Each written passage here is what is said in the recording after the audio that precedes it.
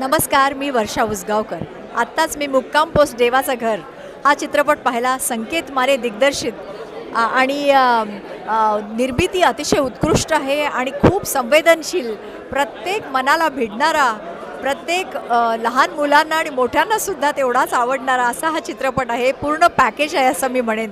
आणि विशेषतः मायरा वायकुळ ही जी मुलगी आहे, ही जी कलाकार आहे, बालकलाकार, ती खूपच म्हणजे भाव खाऊन जाते या चित्रपटात. अख्खा चित्रपट तिने आपल्या खांद्यांवर पेलला आहे आणि तिच्या ज्या मैत्रिणीची भूमिका केली आहे. तसंच मंगेश देसाई यांनी अतिशय उत्कृष्ट काम केलेलं आहे. प्रथमेश परब यांनी खूप छान काम केले आहे. सगळ्या कलाकारांनी, सविता मालपेकर, उषा नाडकर्णी आणि बाकीचे पण कलाकार, त्यांनी खूप सुंदर कामं केलेली आहेत. आणि एकूणच हा चित्रपट खूप छान झालेला आहे. आणि संकेत माने हा एक अतिशय चांगला नव्या दमाचा असा दिग्दर्शक आहे. आणि मला असं वाटतं एक चांगली भर पडली आहे चांगल्या चित्रपटाची मराठी चित्रपटसृष्टीत. आणि हा चांगला चित्रपट करणं आपल्या हातात असतं, तो चालवणं हे आपल्या सगळ्यांच्या हातात असतं.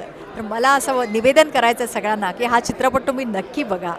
तुम्हाला खूप तो मनाला स्पर्श करेल आणि तुमच्यावर संस्कार करेल.